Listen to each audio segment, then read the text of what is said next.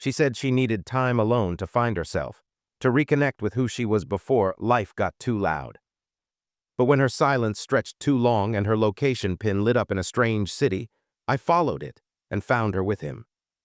My name is Ethan Rourke. I'm a 34-year-old software developer from Seattle. I work from home, which means I spend most of my days behind a screen solving problems for companies I'll never meet. It's a quiet life, structured, dependable, but it used to feel full because of her.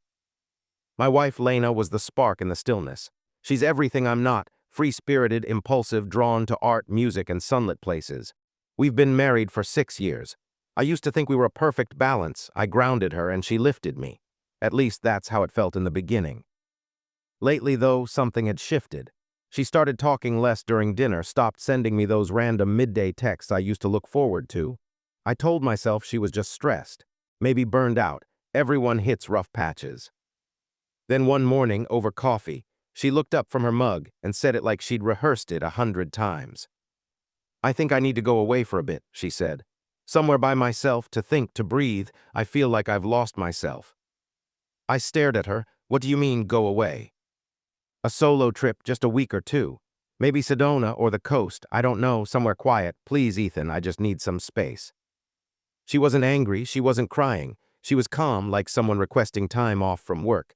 But I wasn't her boss, I was her husband, and the words stung more than I expected. Part of me wanted to beg her to stay. Another part feared that if I pushed too hard, she might disappear for good. So I nodded, pretending I understood, even though everything inside me was screaming. "When do you leave?" I asked, voice thin. "Tomorrow." Just like that. That night I lay awake next to her, listening to her steady breathing while my chest tightened with dread. I didn't know what was happening to us, but deep down, I felt something was slipping through my fingers. I told myself it was just a break, just space. But something in her eyes told me otherwise. The morning she left, she didn't pack much, just a single suitcase, her favorite denim jacket, and that old Polaroid camera she hadn't touched in months. I carried her bag to the car.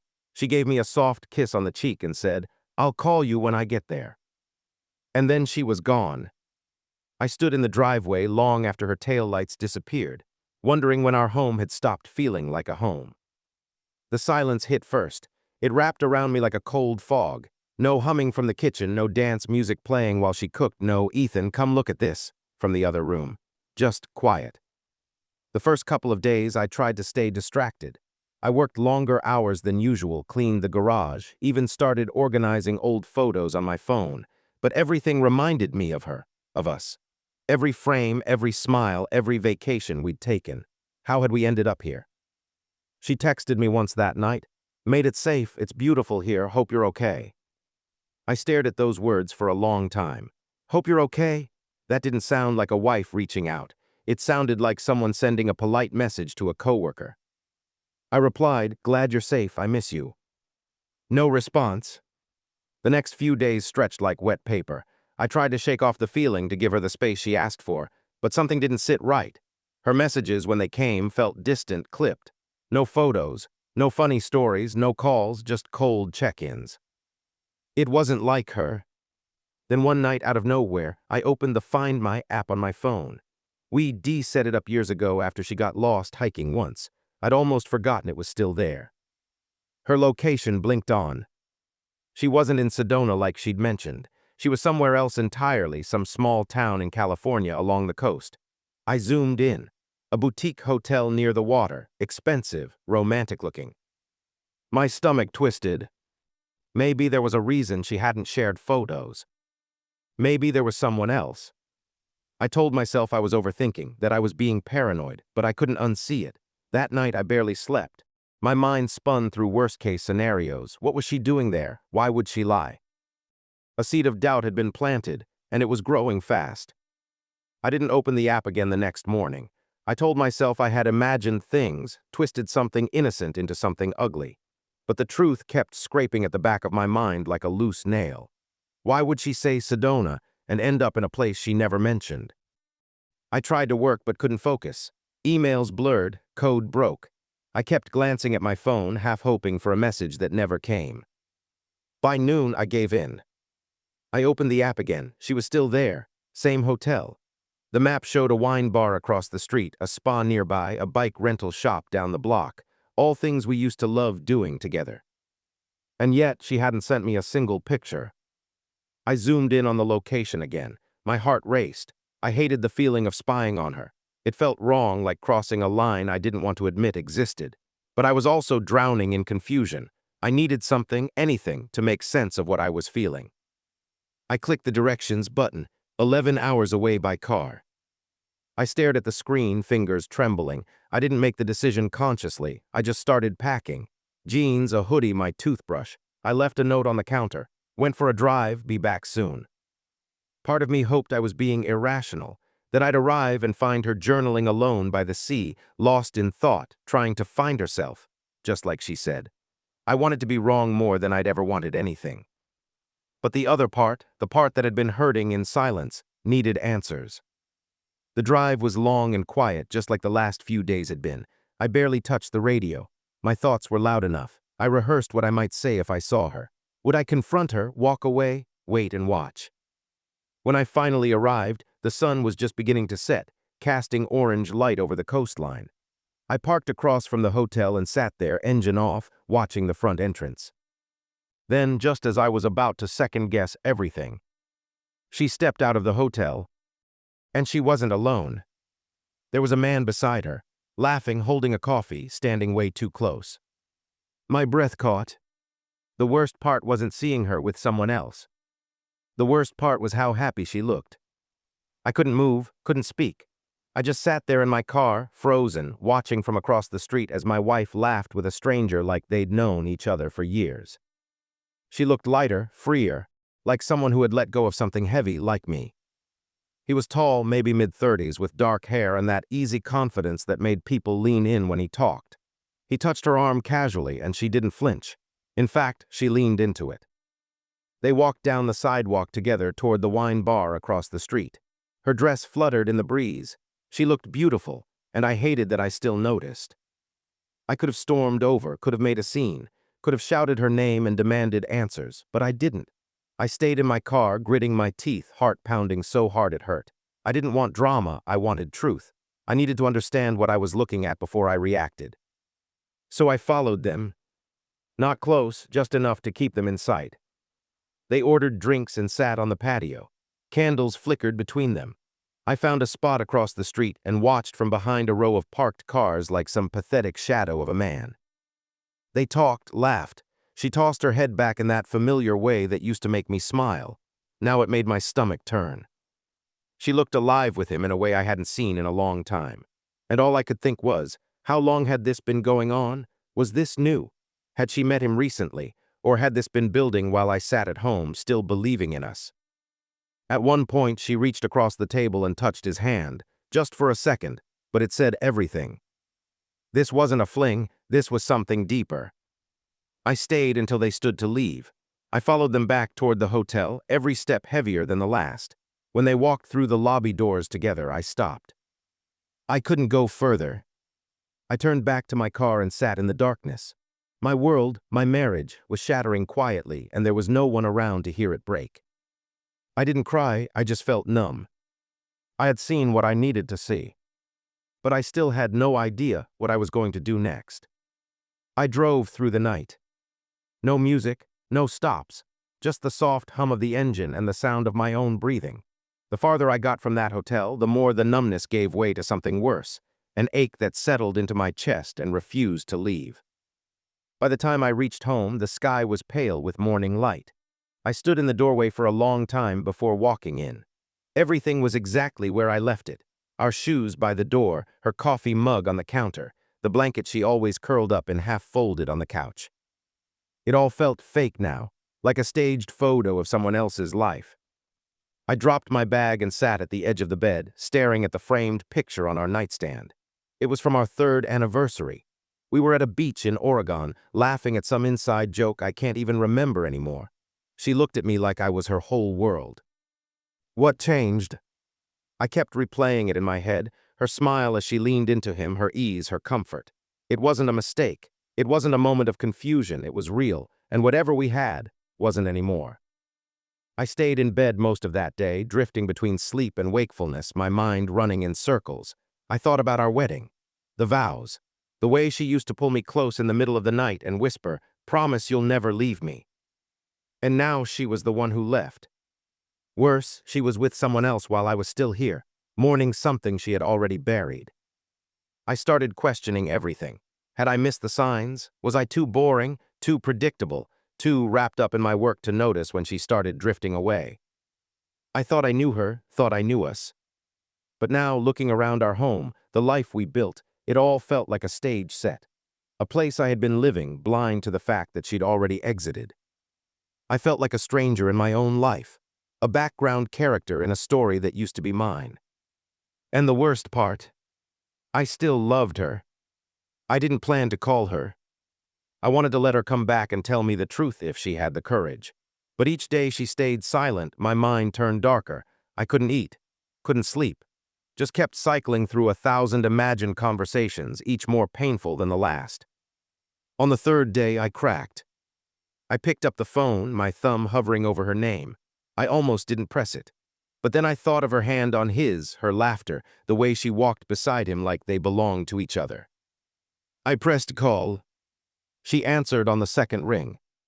"Ethan," her voice was cautious, like she already knew why I was calling. I didn't waste time. "Where are you, Lena?" A pause. "I told you the coast. I needed space." "You said Sedona," I snapped. "You said you were going alone." More silence.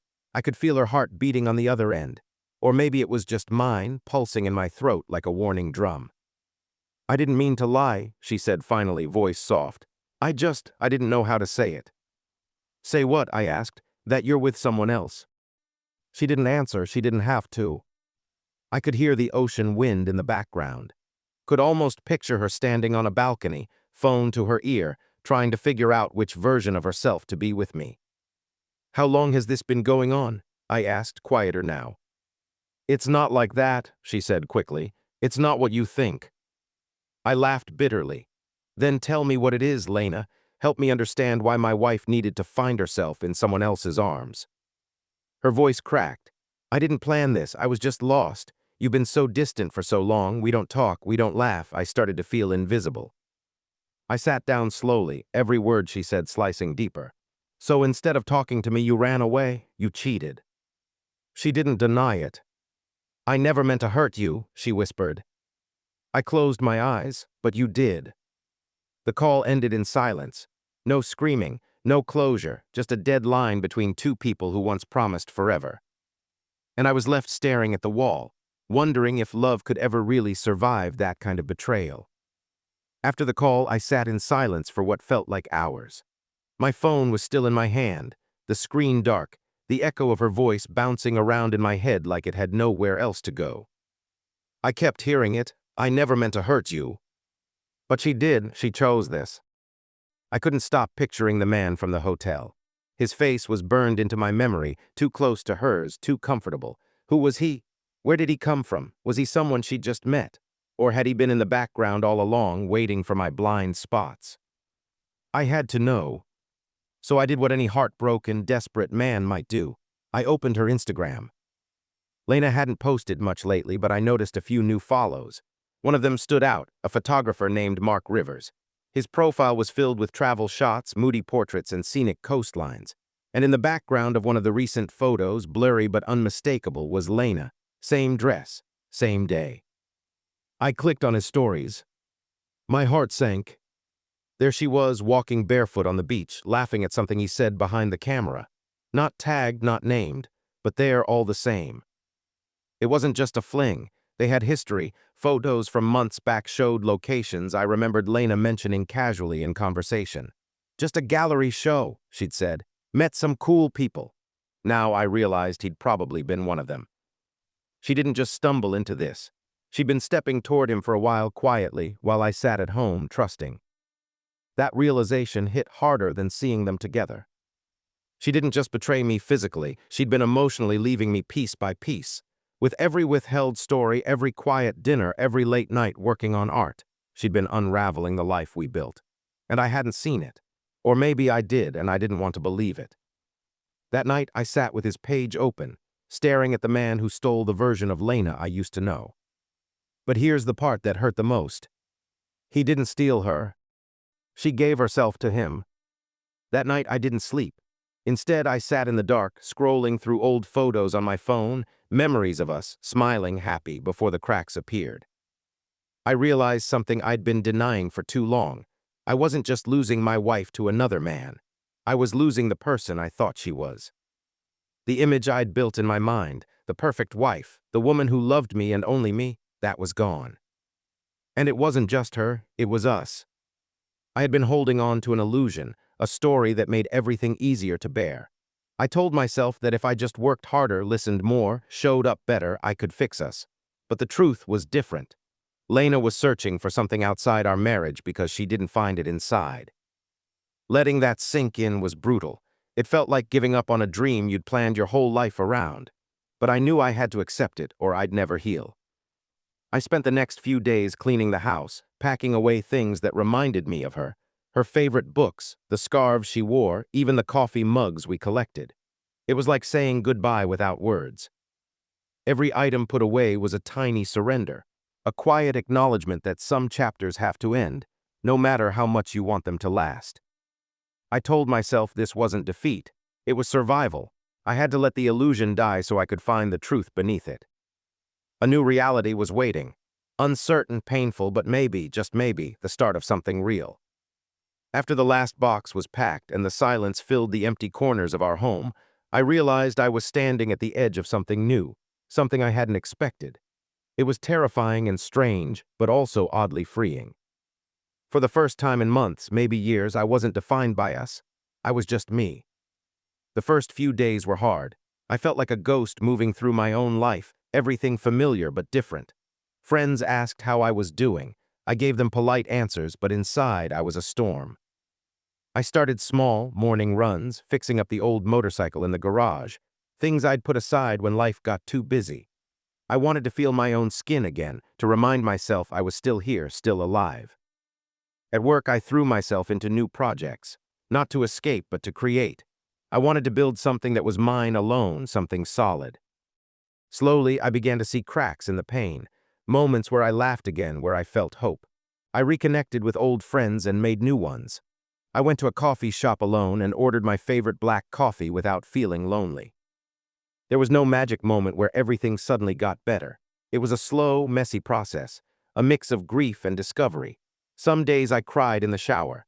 Other days I smiled at a song that reminded me of better times. I learned that healing wasn't about forgetting Lena. It was about accepting what we had, what we lost, and making peace with the man I was becoming. And maybe one day I'd be ready to love again. But for now, I was learning to love myself. The house felt different now, lighter, quieter, but also more honest. It was no longer a place full of ghosts, but a space where I could breathe again. Weeks had passed since I packed away the last reminder of Lena. Since then, I'd rebuilt my routines, rediscovered parts of myself I thought were lost forever. I wasn't the same man who had sat frozen in that car, watching his wife walk away with someone else. I was someone new, scarred, sure, but stronger. One evening, as I sat on the porch with a cup of coffee, the sunset bleeding colors across the sky, I realized something important. I was no longer chasing the past. I was ready to embrace the future. It wouldn't be easy. Healing never is. There would be days when the memories still stung, when the loneliness pressed in hard. But I knew I could face those moments now because I had found a core of strength inside me. I'd made peace with the pain, with the betrayal, and with the truth that sometimes love isn't enough to keep two people together. But that didn't mean I was broken. It meant I was human. And maybe, just maybe, this was the start of something better. A new chapter waiting to be written, not about loss, but about hope. About me.